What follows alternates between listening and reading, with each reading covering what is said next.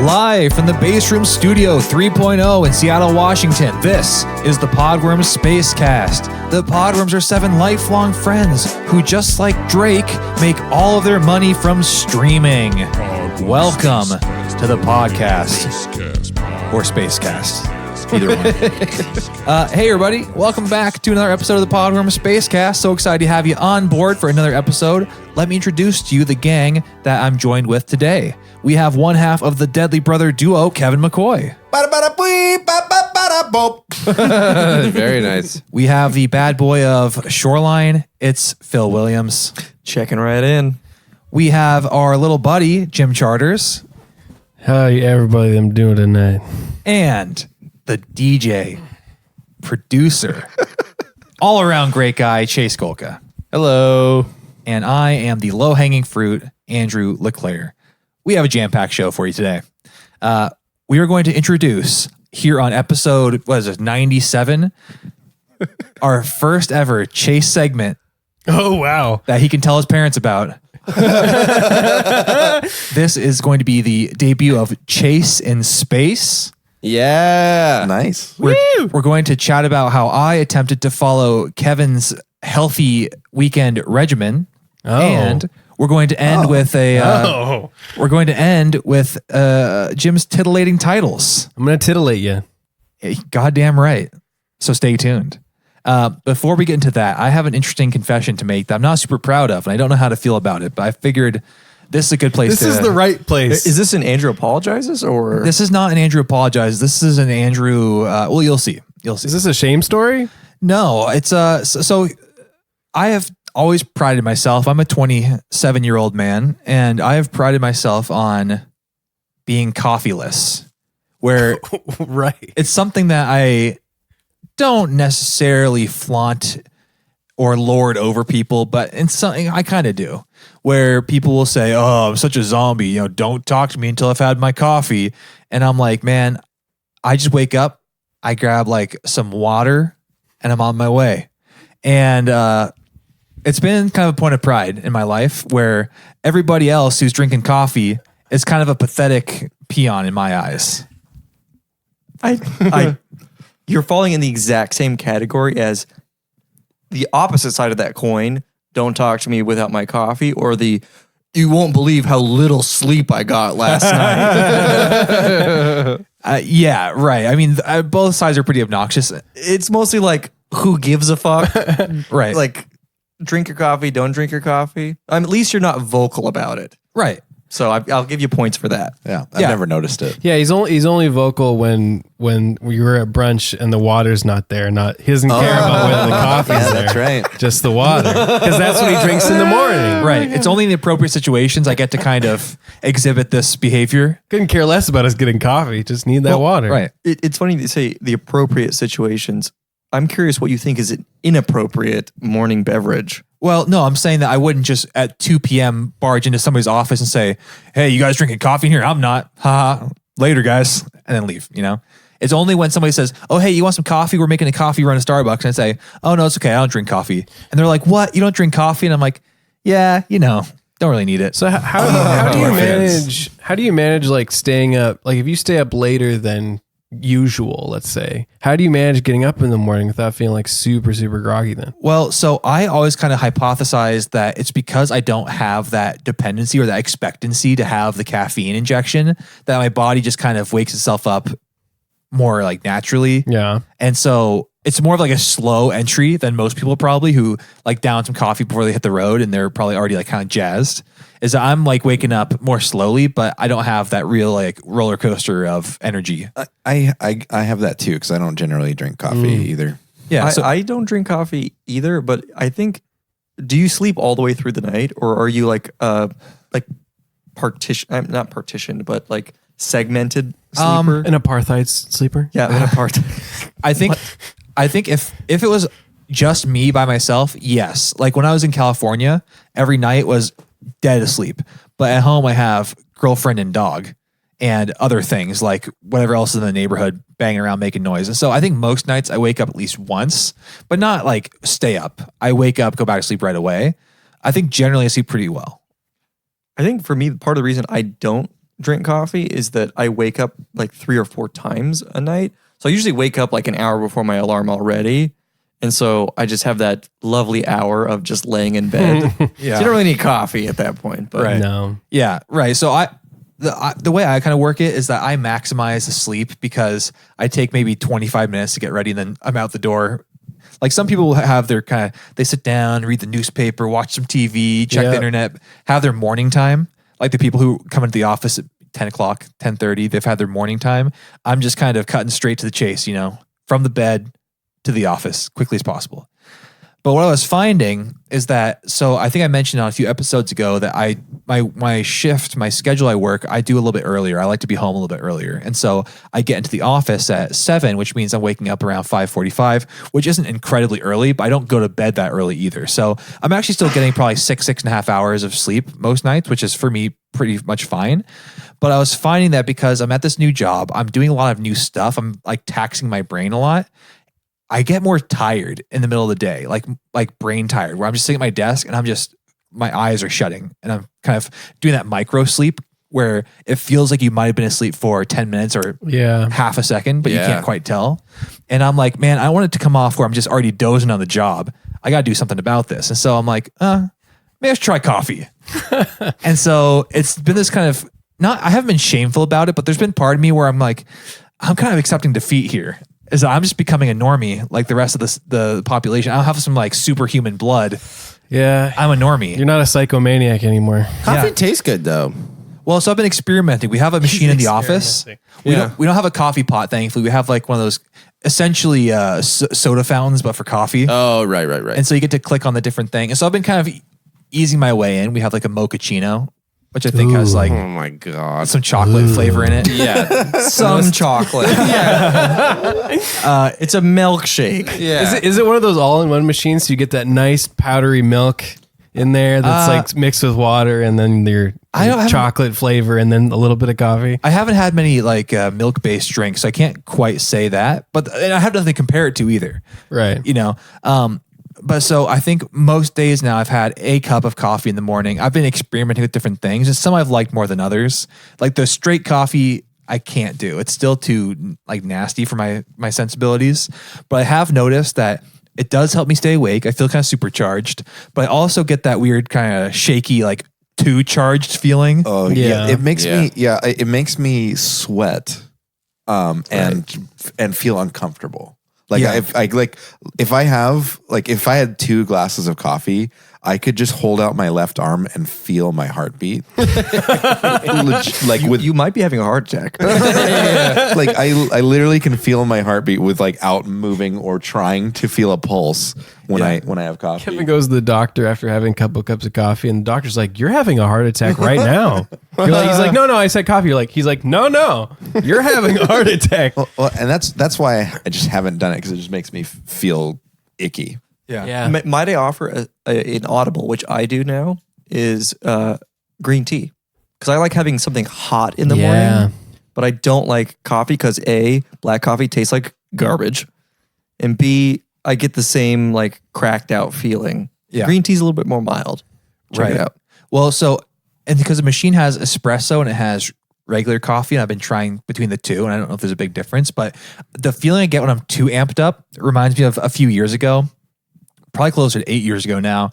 Friend of the show, Ian, visited for a summer, and we would every day go to the gym, and he's big into like supplements. And so he got us a bunch of pre-workout. Hell yeah. Which is basically just a caffeine injection. Caffeine, creatine, and bullshit. That's all it is. You guys ever drink a Bang? Yeah, dude. On that same note, you know what a Bang is? I know what it is, but I haven't had it. Well, if you want to drink something that tastes like rainbows and unicorns and makes you blast off, that's Have one that's of what you need to those. drink. Well, we would mix it with Gatorade. And so you'd mix the pre-workout with Gatorade, and then about 30 minutes later, your fucking veins would be Hell like popping out of your arm. You feel like you're about to just shoot through the roof. Dude, we used to do that and go work out in college and have pre-workout. And then one time we tried, there's a climbing wall at our gym, and there was the bouldering section. You could just go in and climb.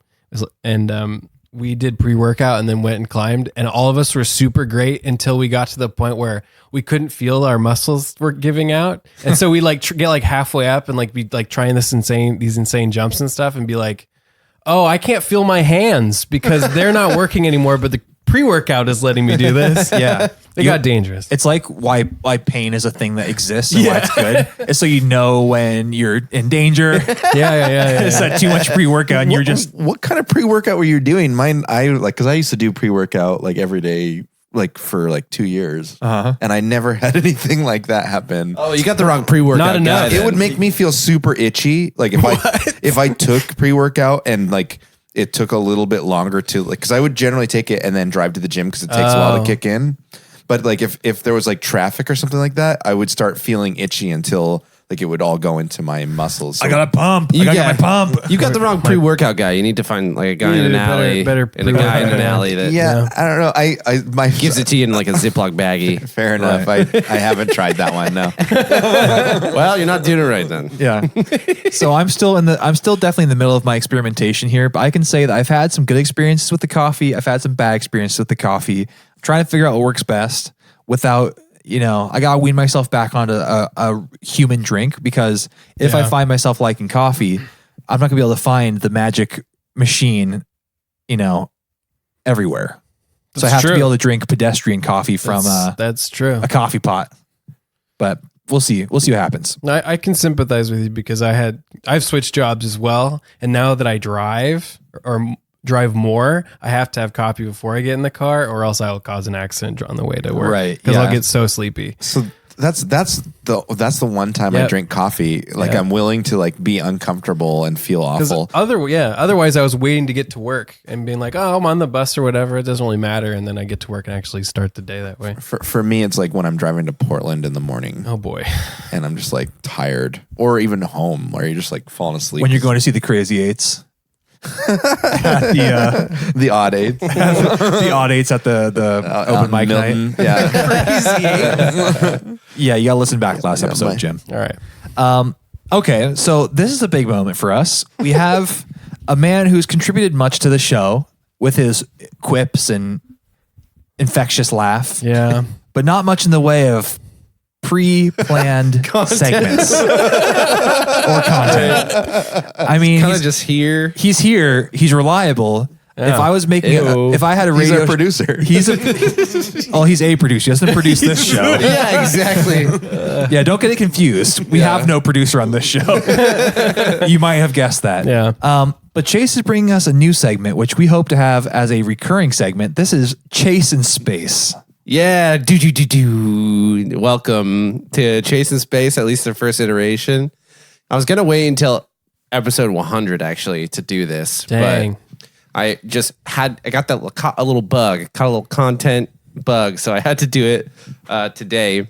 And Is this a rare first look? this is Chase a in rare Space? first look. This is like a soft opening. Okay. Of Chase in Space. This is like, beta, and all of our fans have been invited. all of your fans, everyone's invited. So, well, I'm glad you guys were all able to make it and enjoy this first experience with me. So, Chase in Space, what it's going to be about mainly is about space and UFOs and fun things that I find really interesting about extraterrestrial life. I'm sold. And so, the first question I wanted to pose to you guys is: do you think aliens exist out there? Yes. Yeah. I Yeah? think that Also, why? If you want to give a quick, I think just based on the immense size of the universe, that Yeah. it just seems so unlikely that there isn't yeah, in some form or another. Yep. I would have to agree with you there. Yeah, it feels like every possibility has to exist. in I'm some gonna way. go no because we're God's chosen people. All right. Oh, strong that is a pretty strong counter argument. God just made all that other bullshit just for fun. He was practicing. Yeah, Phil's on to something. I totally agree though. The sheer amount of exoplanets that we've already found Yeah. and been able to detect just in our immediate vicinity being, relative to the size of the universe, which is like, you literally can't even fathom how big the universe is. If anybody tells you that they can, hand, they cannot. It's No, like I've seen your mom. it's All right. it's beyond human understanding. Unlike my mommy. Sorry, I love you, Lori. Yeah, don't talk about Lori that way. You're not that fat. So it would, if we were the only life in the universe, Yeah. that would I don't know. That would almost like raise so many more questions. Yeah. It would be really obnoxious. It seems insane. So what? It's doesn't just it? us. That's like annoying. I would agree that it's either space is way too big for there not to be life, Yeah. or simulation theory, Oops. where Yeah. we're in a simulation. Well, even so, I mean, who's to say that there's not other aliens out there in the simulation as well? Yeah, but they're just simulations. So the people were like, yeah, we don't have enough, computing power to program more than one planet in this giant ass universe that we made. Are you saying this podcast doesn't count then, Phil? Well, regardless, it doesn't count. He's saying nothing counts. Okay, fair enough. So the other question that I want to propose then, in that case, if you guys, if that's what you think, if there's generally, I think we can all agree that there's probably something out there we think. Obviously we can't prove it. The other question I want to propose is, do you think that we have actually been visited and that UFO sightings, maybe not all of them, but some of them are real? I have the counter question of why would UFOs be aliens visiting at all? Okay, so they don't have to be, but Because I don't think that. I mean, I don't. At this point, I don't think that UFOs are actually like aliens checking. Oh, that things true. out. There's I believe there's UFOs, like unidentified Yeah. flying object, but do I think it's aliens? Not really. because it could be things that are way crazier than I think that both Jim and Kevin are correct. Yeah. When we think about like our existence here, we're really on one plane. Yeah. On the surface, right? And if Yeah. we go deep in the ocean, there's a lot of nonsense down here. a lot of nonsense. Like we're just not equipped to observe or Right. really understand. Yeah. I think that's probably similar as you go Yeah. up, but maybe not as extreme. Yeah. Is that there's probably stuff that goes on in the high atmosphere that humans aren't meant to be up there. Yeah. So we don't really, we're not accustomed to seeing it, but I imagine that there's phenomenons that manifest themselves Yeah. as UFOs that are just like lightning bolts that shoot between clouds or whatever. And you're Yeah. like, what? What's going on there? Well, and I'm not even saying like we were just talking about how big the universe is. Like the fact that aliens would take the time out to come all the way out here and then just to mess with us is preposterous. yeah. But have you seen Las Vegas? I mean, maybe they're just here to They're check like, it out. look, nobody in this galaxy parties like you guys do. Everybody else is boring as hell.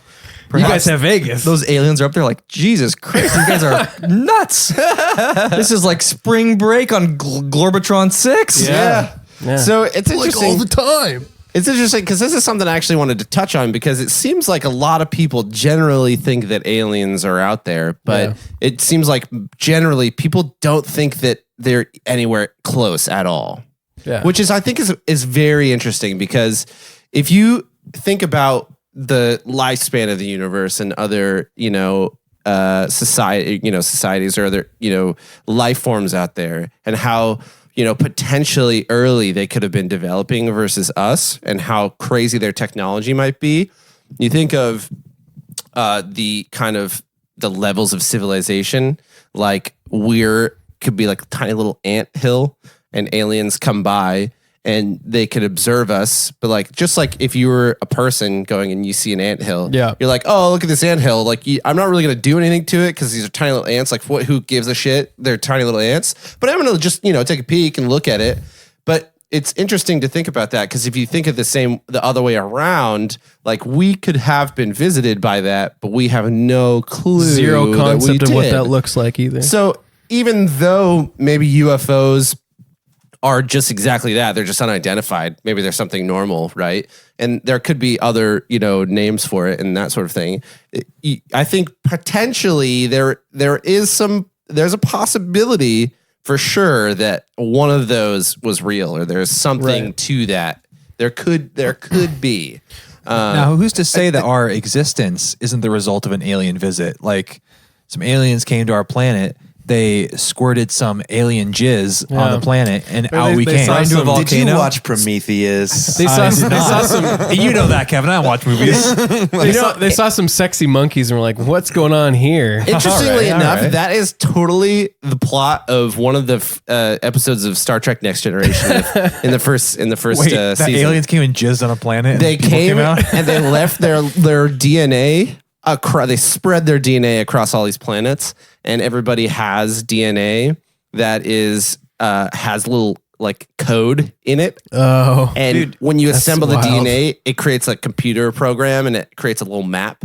And so all of the races are fighting to find out what's at the thing. And like the Klingons think it's a weapon, obviously, and the Romulans think it's like some sort of disease weapon. And then like the human, we're just trying to find it, obviously, Oh, because I humans are the remember- I best remember in this Star one. Trek. Right. So everybody fights and tries to go for it, and everyone's all fighting and shit and about to kill each other. And then like it projects this little projection of the alien, and it's like, we just wanted you guys all to be friends and blah, blah, blah, blah, blah. And so that's like exactly the plot of it. Nice. Yeah. So It's also the plot of Scientology.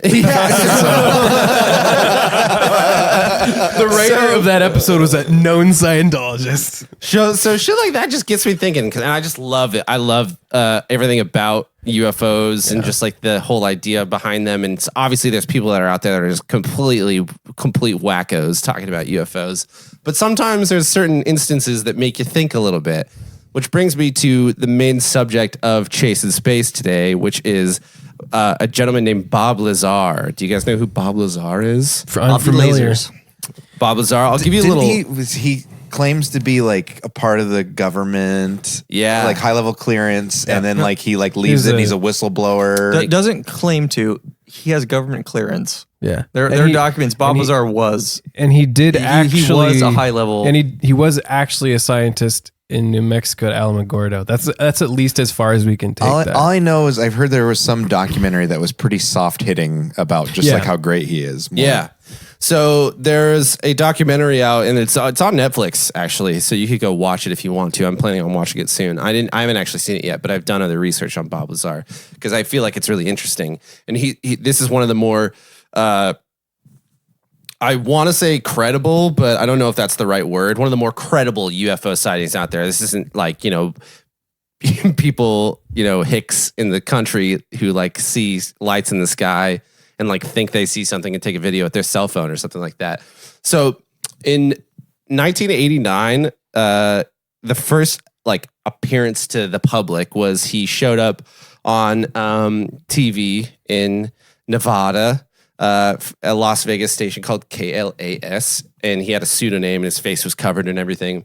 And he purported employment at S4, which is a subsidiary facility to Nellis Air Force Base, aka Area 51. This is like a little sub base in the same area as Area 51. And he claimed that the site concealed they had 9 UFOs there, aka flying saucers, that he never found out where they were from. They never told him where they were from or anything like that, because there was a whole kind of shroud of information. Like you couldn't ask questions. They didn't tell you enough information. And he didn't even know how long we had them.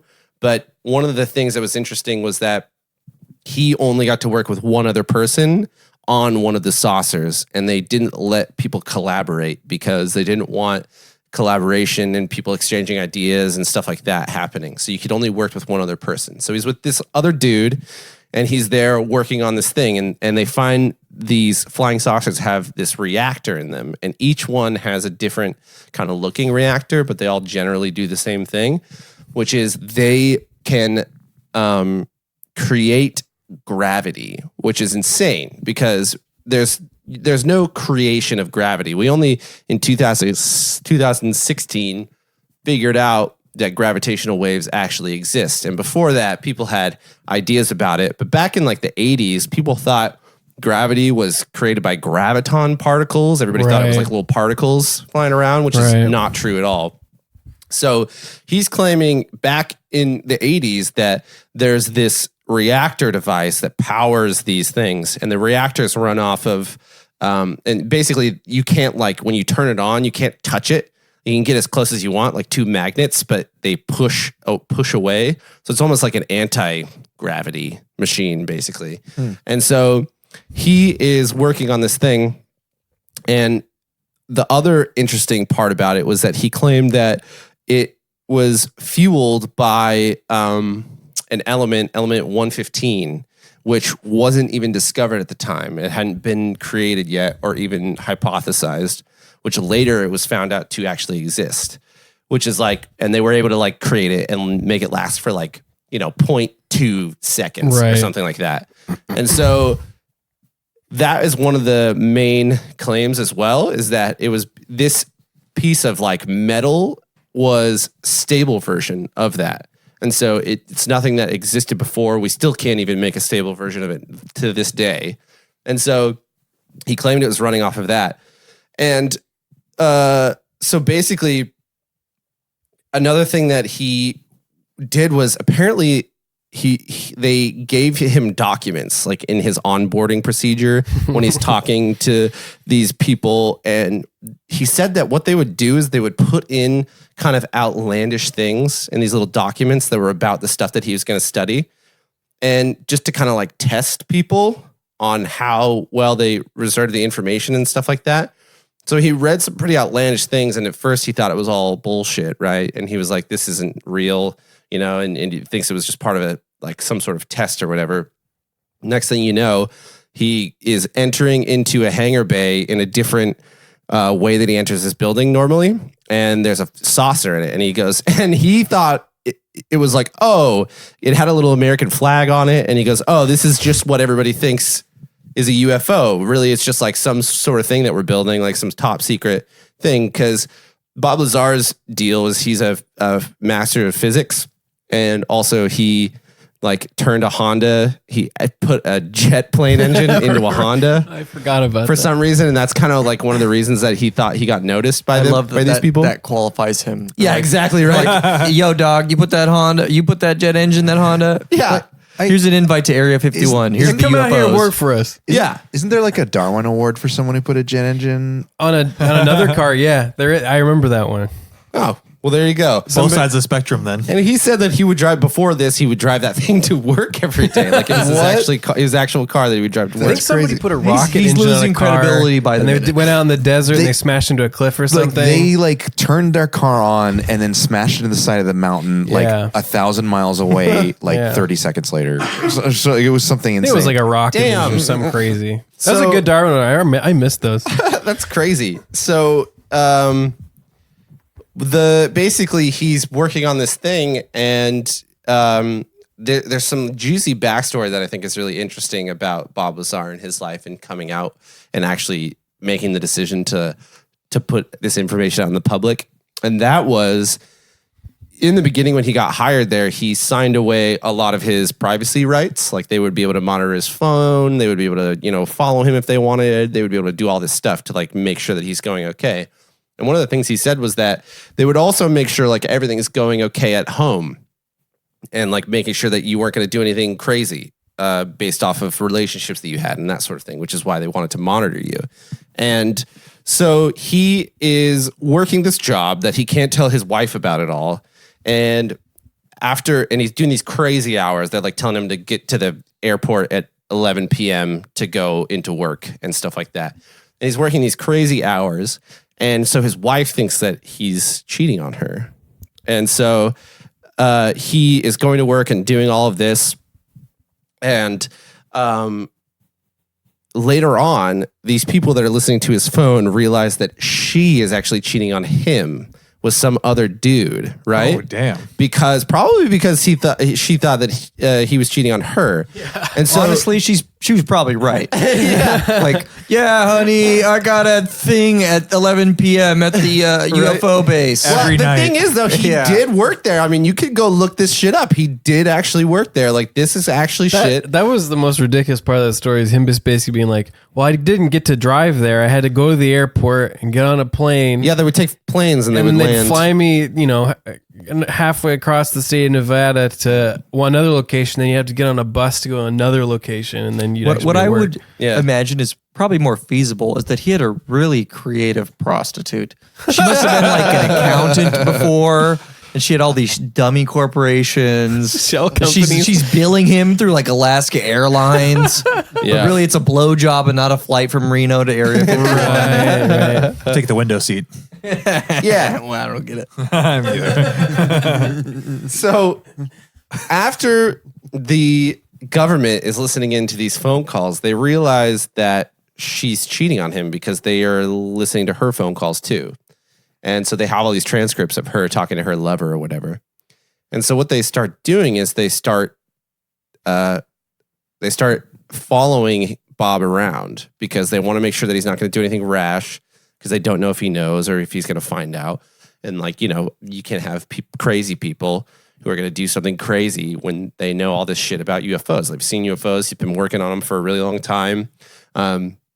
He described like working on the flying saucers is really interesting. They were made for like little, like very short people, and like the insides of them were all like if you had like a metal or something and it all melted together, and then you just stopped it from melting after it melted a little bit. So there was no right angles on anything. There was no screens. There was none of that. There was these parts of the outside of the UFO where it would just turn transparent if you like turned it on or whatever, and you could just see through it all of a sudden and then turn back, which is not that crazy. I mean, we have stuff that can do that now, but it's, you know, he described things like that. So basically they don't want him, you know, going off spouting off about all this shit because his wife's cheating on him, I guess. So basically they start tailing him. So he starts to get worried, and he's like, well, now the government is, you know, following me.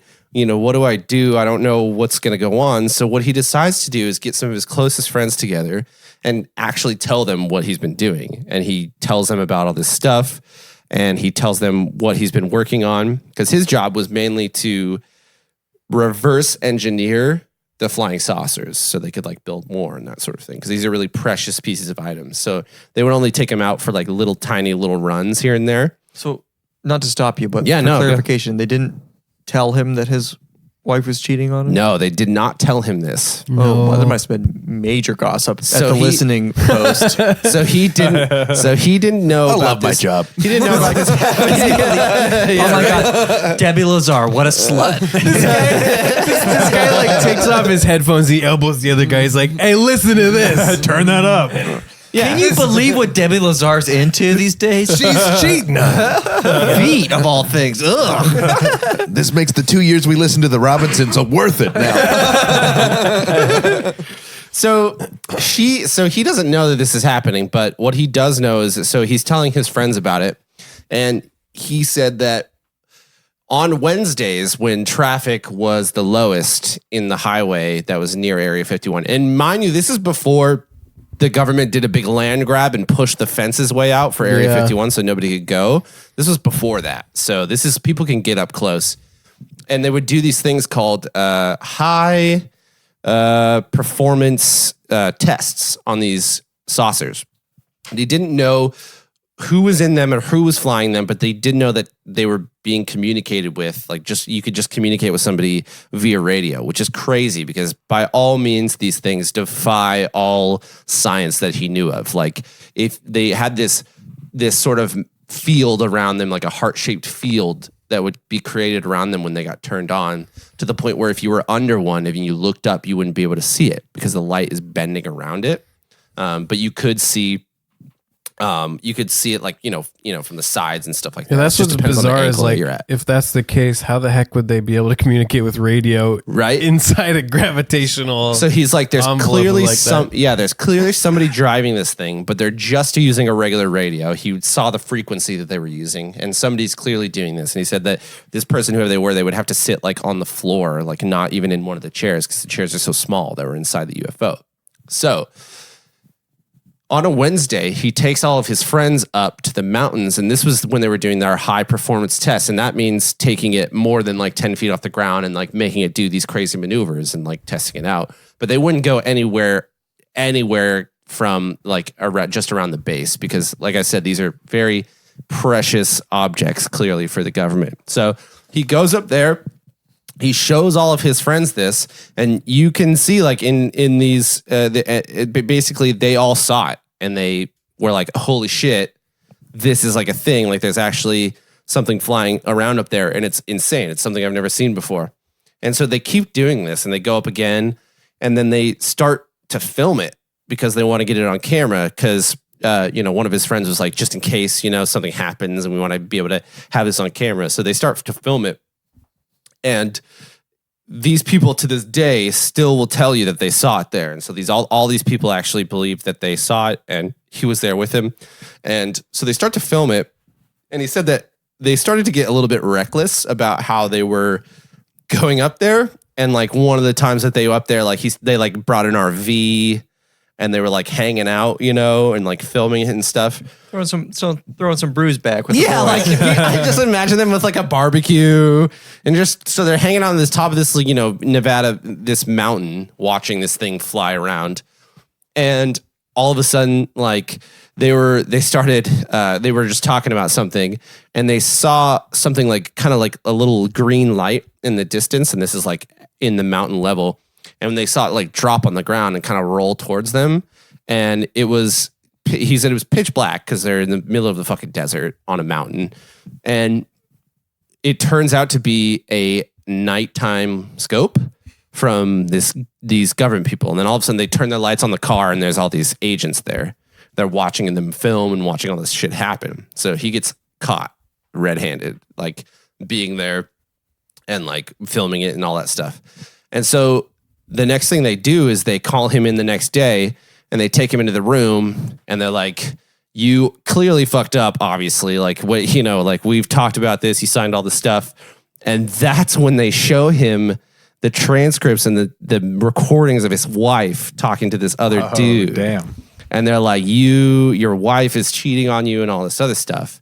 And he had to go, and they let him go. He doesn't know why they let him go, but he suspected that they didn't even know what to do when something like this happened, because it was still pretty, I guess, new, apparently. I mean, it's the 80s. It's not like a big deal. The videos they got were from like an 80s camera, big ass thing that you wear on your shoulder and stuff. So you can see the videos. They're online. They're just not very good because they're like, way old. So they basically, they find that out, and then they don't obviously bring him in anymore. And so then he's going through all this stuff with his wife as well. And then after a while, he meets this guy named George Knapp, which is for the guy from the TV. And this is kind of full circle where we started the story, where he first came out and was talking about these UFOs.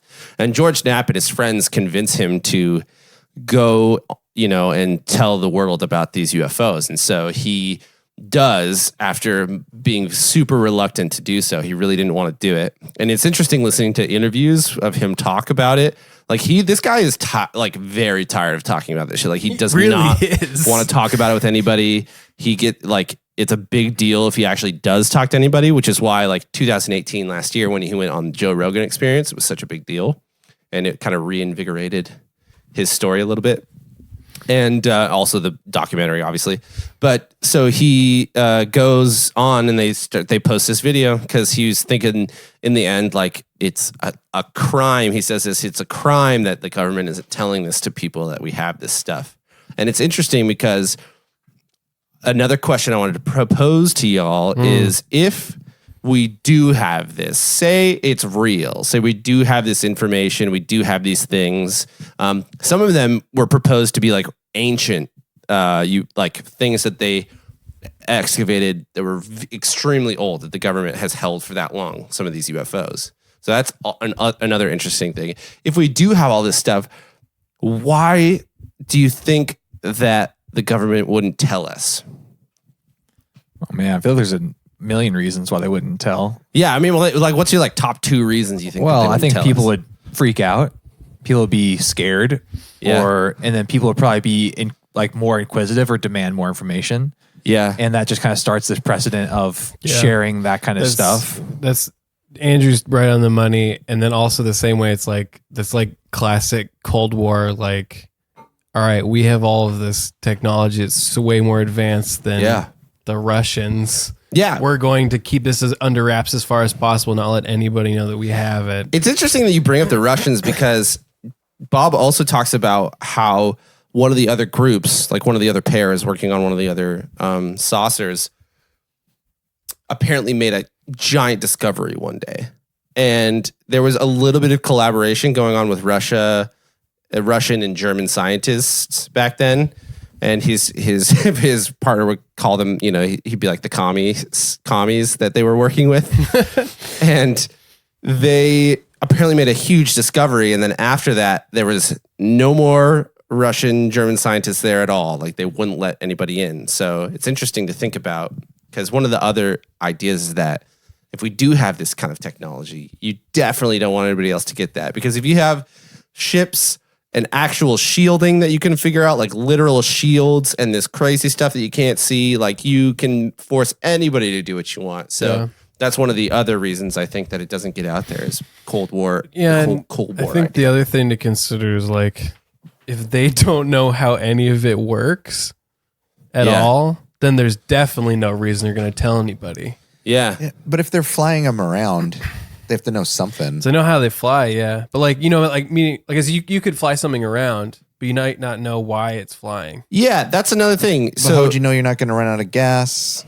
Like, well, I mean, why wouldn't you try it flying it to the moon? Well, if you think about it, like Maybe this they way, did. I don't know. He don't puts, know. He puts it this way too. He said that if you drop like a motorcycle back in like Victorian times, people aren't going to know what it is. They'll probably go check it out, and eventually there's like Probably have they to do a key. earlier in Victorian times. Okay, sure. Eventually, they're gonna take the key and figure out how to start it and start driving this motorcycle around. They're probably gonna figure out how to run a motorcycle. Yeah. It doesn't mean that they know how it works or even how they would even fathom being able to make one. Or manufacture all the parts that go into it. Exactly. So that's kind of the idea. So that's another kind of way to put it. But essentially, that's kind of the rundown of Bob Lazar and all of his claims and stuff. So this was from he was on Joe Rogan last year. yeah, this was on Joe Rogan last year, and then numerous other websites that I took a look at and stuff like And then that. you said documentary as well. Documentary on Netflix that you can check out. It's just called Bob Lazar. I want to watch that. Yeah. My general stance on Bob Lazar, Yeah, I love Joe Rogan. Yeah. And I've also listened to him. And I think that Bob Lazar definitely was there yeah, and he definitely saw some shit. But I think that he's also a broken man. Yes. Yes. Who he lost looks his- like one. Who lost his wife and his family. Probably not because he worked on aliens. Probably because he was a shitty husband. Yeah, And now he's No. kind of trying to roll it into like That's something his else. story. He's trying I'm to a like victim of these circumstances. where when you've like tasted fame and then it falls away and then you need to like kind of scrape and claw off relevance. So maybe your stories get a little bit more crazy. Yeah. And maybe your accounts get a little bit more vivid. Or Yeah. vague, either one. You know what I mean? Interesting. So I think there's a kernel of truth, but I don't think that just listening to Bob Lazar, he just seems like a little bit of a crackpot that just one of the things also to think about was he was in his 20s in the 80s when this was right. happening. This guy's in his 20s.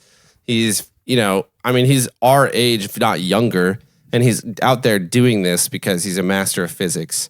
And you would probably Also, I do love some that- of the stupid things love he that you did, like keep go calling film. him I love the title a Master of master. Physics. Yeah. He is a master. He's of mastered it. it. Master do you of have physics. a PhD in physics? Ha! You fool. Yeah, exactly. I'm a master. Dude, I gotta say though that because I had also listened to the Coast to Coast interview that he did way back in the day, and because there's a recording on that. It's way too long. It's on YouTube. I probably made it only halfway through it, but the guy who did the documentary on the JRE is the guy who they interview with him is the most obnoxious person I think I've listened to in my entire life. Yeah, he's extremely obnoxious. This is the guy that are you talking about the guy that made the documentary? Yeah. Oh yeah. So this guy is extremely He's the worst. obnoxious, and he kept taking over the podcast while they were doing it. But And everything that he would say had 0 point. There was never. He would always just say stuff to say that he was saying things, and there was never a point to what he ever said. Yeah, he was waiting to talk, not awful. actually respond. Really he was awful. waiting to promote And this. I was like, wow, this guy. We came here for this other guy who has an interesting story. Who may or may not have been kind into doing this by this really aggravating guy. Yeah, so that's the story of Bob Lazar. And to leave you with one of the points that guy made too is that a lot of things are changing in like the UFO kind of arena, and people don't really call them UFOs anymore. There's a lot of other acronyms for them, and this is the government changing the acronyms surrounding UFOs, not denying that they're still definitely looking into them, but they're calling them things like what was the other unidentified aerial phenomena, or unidentified UAP. aerial threat. So there's like all these different things that they're changing it to, and they're still like looking into these things. And there's some other ones that are coming up that we might do in another Chase in Space. Namely the TikTok UFO, which is a big one, more recent. What? And then also I want to go over one of my favorite ones, which is the Rendlesham sighting, which was Rendlesham Forest, which is a really, really big one. Was that in Europe? Yeah. Well, no, it's actually in the UK. Okay. I know. lot of credited UK high military personnel there. Yeah. So these are some remember of like the biggest, I think the coolest UFO sightings and like interesting space things that I want to talk about. So Well, take that for a teaser, huh? yeah. I love this. He's a professional. It may be his first segment, but he knows how to tease his nest. Yeah. So that was Chase in Space. Thanks for hanging out. Thank you, Chase. I am titillated. And speaking of being titillated, we have Jim's titillating titles coming up. And before we get to that, I don't want the show to go too long, so I'll keep this brief. But Kevin, a few episodes ago, talked about his special weekend routine that he developed to keep himself healthy, which ironically involves just smoking weed and being productive. And so, not intentionally following Kevin's orders, but I did think of him. I smoked some weed midday, which I very rarely do on a weekend. And I was like, you know what? Kevin does this and he goes and does chores and has a great time. And so I did it. And I immediately got really tired, fell asleep on the couch. I played Red Dead Redemption. I ate some snacks, and I did nothing productive. So here's a tip, like especially if you're in the beginning of it. Well, one, it sounds like you smoked a bit. Well, it wasn't that much, but it doesn't take that much for me either. So start the chores sober. Okay. Then smoke some weed. man. Okay. Then continue. Yeah, I just napped and played games. Yeah, you immediately broke rule number 1. Well, shit. All right, Jim. Let's give me three of Jim's titillating titles, and let's do this. Okay, welcome back to Jim's titillating titles. Yay.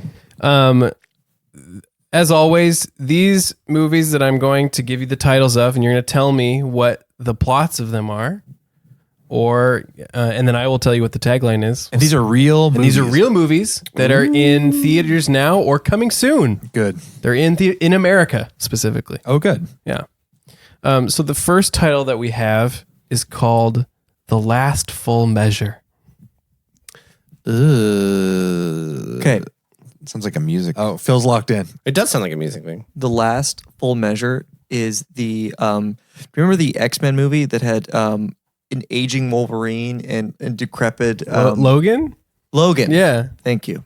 I never saw that. It's the same idea, Ooh. but we're moving IPs to Breaking Bad. The last full measure. Okay. They've got to do one last meth bust, and this is like the tippity top of that Blue Crystal or whatever it is. Yeah. Yeah. And so honestly, I don't remember the end of Are you Breaking saying- Bad. are you saying- Is Walter White still alive? I don't recall. Are you saying that this is Who just knows? this is just the title of the Breaking Bad movie that's going to come out? Yeah. Well, it'll be like a Sony versus a Marvel type thing. Or Sony was battling with some other This is company. going to be like the shitty version of El It'll be Camino. like, there'll be 2 Breaking Bad movies that come out simultaneously, and one will compete with the And other. one will be Speak Breaking my Bad, title. and the other one will be The Last Measure. The last full measure. Last full They don't have the rights for it. But it's basically like the knockoff version of Breaking Bad. Exactly. The final pour. It's a really dramatic title. All right. Okay. I'm just trying to think of all like the copyright free like versions of the catchphrases from Breaking Bad, but in the discount version. Yeah. Well, like instead of saying bitch all the time, he says slut, which somehow is even more crass. Yeah, it really is. Yeah, I actually never watched Breaking Bad, so all I know is from the very little information. Of course that not. I've heard. Like I know He's too busy looking for his Apple Pen. I mean, it took me a lot of time. I know he's like a teacher, right? In the actual series. Yeah. Yeah. So what would his profession be in The Last Measure? Would he be in education still? Yeah, I think it's meth dealer.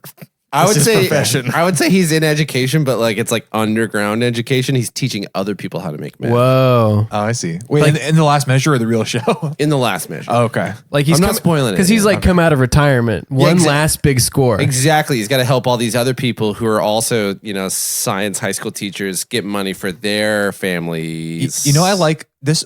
What's got to happen during this movie is that they teach the audience at home how to actually make meth, like down to the actual like measurements and everything. Because those like a cooking show. Yeah, It has like the interaction, like pause the film now. yeah. Resume when it's interactive, kind of like a children's show. You guys make the meth yet? Yeah, great job. So it's kind of like an educational / Breaking Bad ripoff movie. Okay. How close are we, Jim? Oh man, you guys got kind of close with this is based on events that happened in the past, like somebody's come back out of retirement. The tagline for The Last Full Measure is 34 years after his death, Airman William H. Pitzenbarger Jr. in parentheses Pitts is awarded the nation's highest military honor for his actions on the battlefield. So it's just standard war flick. Sounds like. All right. The movie is just about him getting the award. Wait, but after he died? Yeah, it said after his death. Oh. Yeah. Is he a ghost? Well, they don't do that. Yes, he goes. Well, now Yeah, that's I mean, He like- also helps Patrick Swayze make some pottery in one scene. And then gives him the Medal of Honor. Oh, that's tight. All right, that's way cooler than we thought. All right. So the next titillating title is called Greener Grass. This is definitely a stoner film with Weed. Seth Rogen. for sure. This is a Seth Rogen, and who's the other guy who I want to call him Matt Damon, but he's James not. Franco. James Franco, yeah. This is Pineapple Express. Maybe Matt sequel? Damon's in it too. I don't know. Oh, yeah, bring Matt Damon. I mean, why not? Why not? Yeah, Matt Damon's in it also. Greener Grass. This is like Pineapple Express and Harold and Kumar, where the whole plot of Harold and Kumar is they're trying to get to White Castle. Yeah. This whole movie starts out with them being literally really the name high. of the movie. And they hear from their other really stoned friend about like, bro, there's this new strain. It's the greenest green. And they're like, oh, we got to get it, bro. And the whole movie's about them just trying to get this strain of weed, which is at like the local weed shop, apparently. Yeah. And so it's just all their misadventures being high, trying to get to the weed shop to buy the new strain. And then they get there and they try the weed and it's not that good. And then they realize,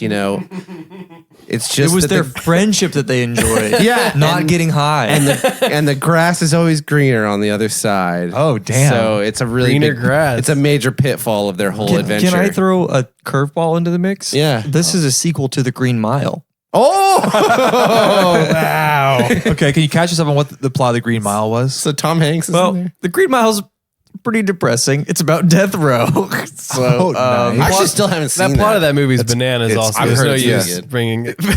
Yeah, how much time do you have? Yeah, exactly. I don't know, like 10 minutes? We'll summarize it. Death row, magical inmates.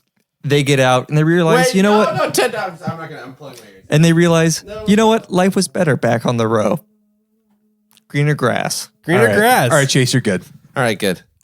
How have you not seen the? I know. Spoiler I alert! know, That I movie know. came out 20 years ago. I know, dude. I just still haven't seen it. It's Why are you good. planning I on like it? that movie. I know. I've heard it. Everyone says it's really good, so I need to watch it.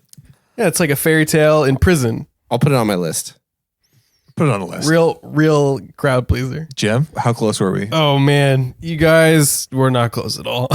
What? Suburban soccer moms find themselves constantly competing against each other in their personal lives as their kids settle their differences on the field Oh my wow. fucking god! in greener grass. This is like Pokemon for soccer moms, where they're throwing their children out into the battlefield. They're putting their kids More out like there Yu-Gi-Oh. to fight each other. I choose you, Kyle. Go, Adrian. Oh, he has a weakness to high C and orange slices. Slide tackle him. Use slide tackle. It's highly effective.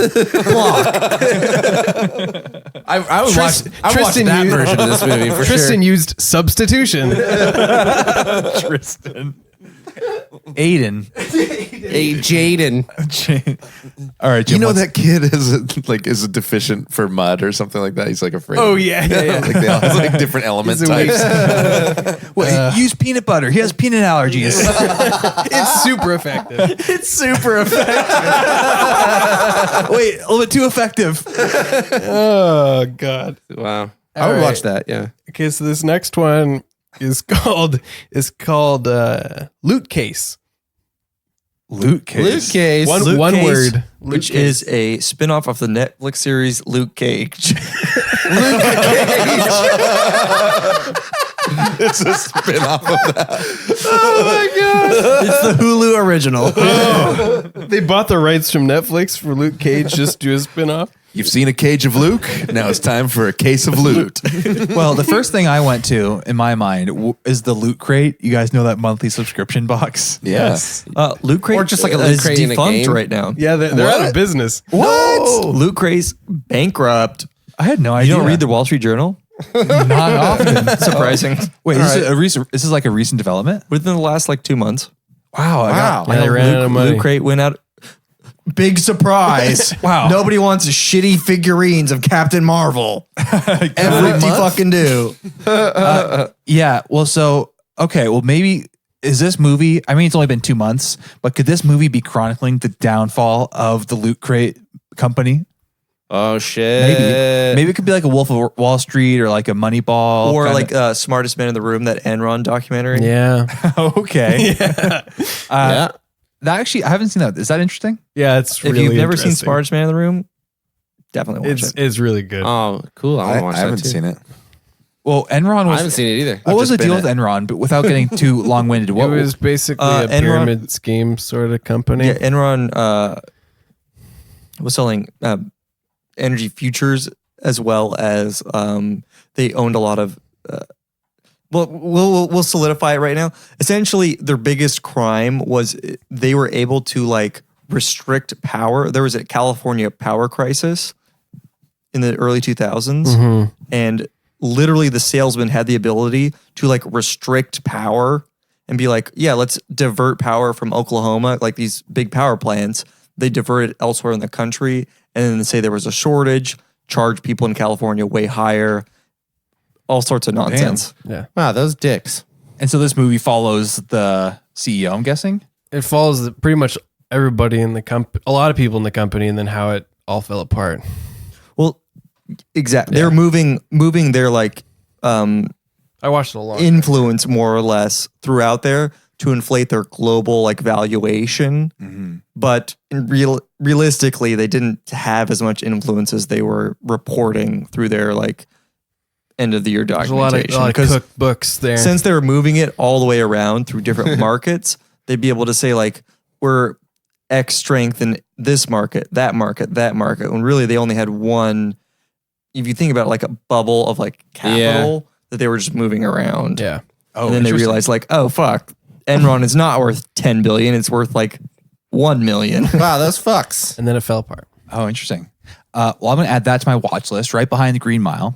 Okay. But this gave me an idea about the Loot Case movie. That's what it's called, right? Yeah, Loot Case. So I think this is actually kind of going to be maybe the style of Home Alone, where this family is a subscriber to Loot Crate, the company, now defunct, for their like 10-year-old child who's just like this nerdy kid. Yeah. And you kind of see at the beginning of the movie that accidentally that there's like a priceless gem that gets dropped into one of the loot crates in the factory. Oh. And they're like, where'd it go? We gotta shut down production. Like Infinity Stone, tie it into Marvel. Okay, beautiful. Oh, perfect. And they're like, wait, the last shipment just went out of the warehouse. We can't possibly track it down now. And they're like, no. Can't possibly find And so then it ends up, the next scene, the kid's opening the loot crate, and then it's got like this stone. He's like, oh, what the hell is this? Doesn't know what it is. And then next thing you know, the company's sending out like these people. Thanos. Next thing you know, Thanos is coming. Thanos is showing up. Calling the big guns. I was going to say you could insert the rest of the plot of Blank Check right there. Yeah. Or the kid's like setting up all sorts of these homemade traps, like shaving cream trap in the window, and For Thanos? gets this, stuck in his eye. He's Home Alone for Thanos. Yeah. But it's just all sorts of hijinks of him protecting the Infinity Stone. Okay, is that right, Jim? from corporate goons. Yeah, is that right? Yeah, is Thanos in that movie? Yeah. A lot of CGI. A lot of budget went to is not in CGI. the movie. This one is actually incredibly vague because the tagline just says Luke Case is a Hindi movie starring a bunch of Hindi actors.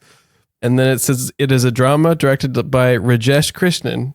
That's it. That's not helpful at all. Not helpful at all. Okay, wait. And I looked at the Sounds good. What's it got on Rotten Tomatoes? I looked at the poster and it looked like a wacky like whodunit. Like we have to find a specific okay, so travel wacky movie. I don't know. Nandan Kumar comes across a suitcase and discovers it is full of cash. Oh. He knows nothing about who it belongs to, where it's from, or how it got there. Nandan has to decide whether or not to take it or leave it. Where'd you find this? IMDb It's all one scene. only has this. He's like, I don't know. Just Then he lists just the leaves it. actors. The whole movie's just him One with this moral scene. quandary. And then he leaves it and it ends. I'd like to believe that Luke Case is the video they show you at the beginning of an escape room. So this is why people come to this podcast, by the way. I have breaking news as of 1 day ago. Okay. Oh, shit. Luke Case's theatrical release has been canceled. No. It's to release directly to an OTT platform. Which one? I work with a lot of those. I don't know. What is OTT platform? Over the top. Shit flicks. It means over the top is on either on demand to your TV or through a subscriber service, streaming service to your TV. Oh, so no theaters. It's going over the top of normal media TV. So man. it's pretty much a Hallmark movie. Yeah. All right. So they said That's all we needed to know. Hallmark equivalent adjacent. Lifetime original. So the Luke Case team said they are confident of the product, but they are aware that the buzz is very low. Moreover, the star cast, though appealing, Scandal. is not big enough to pull audiences to cinemas. Who knew that Jim's Ouch. titillating titles would lead you to scandalous news about Luke Case? That's hot news. This actually does seem kind of like a fun movie. All the theatrical trailer or the posters have him the lead. It looks like a comedy. He's got this big ass red suitcase. He's like, there's one where he's laying on the grass next It's to like it. full of cash. There's one where he's like holding it, looking real adventurous. There's one where he's like laying on top of it and having a good time. This looks like a pretty fun movie. He looks in love with this case. Yeah. So I think maybe it ought he's to be in our love with duty that suitcase, to dude. give it the old podworms bump. Yeah, we should Oh, watch yeah. it and then I mean, give it a review. you could watch it from the comfort of your own home. It's going straight to Netflix. So Perfect. save yourself the money. I didn't want to pay to see it in a theater anyway. So here's an idea, space fans. Why don't you follow Kevin's prescribed weekend plan? yeah. Light up a joint. Yes. Check out Luke Case on your favorite OTT, which is Jim. It's just a streaming service. It's just a streaming This service, Sunday at 4 p.m., we'll all stream it together. and we're gonna enjoy it. Yeah. Ooh, a little watch party. Watch it on Vudu. You guys ever watch Vudu? No. No. Get this. I watched it the other day at my friend's house. It requires you a Walmart's login. Yeah. It is your does. Walmart's streaming service. Sure does. Yeah, use Voodoo then. Or Voodoo or Tubi or what are the other really weird? Oh, Pluto TV, Zumo. Oh, yeah. Any of your favorite OTTs. Favorite OTT. And after you've watched it, can you let us know about what you thought about it? Write us in, poespacecast@gmail.com. Love to hear your review of Luke Case. You can follow our social media and our viewing of Luke Case soon to come Podworm Spacecast on Facebook, Twitter, and Instagram. You can join us on our website, pwspacecast.com. You can follow all of our tour dates and exciting behind-the-scenes Easter eggs there. And most importantly, if you like this show, tell a friend, a family member, a construction worker, a lady of the night. I don't care. Just tell somebody, okay? It's your sworn duty. And until next time, space fans, keep squirming!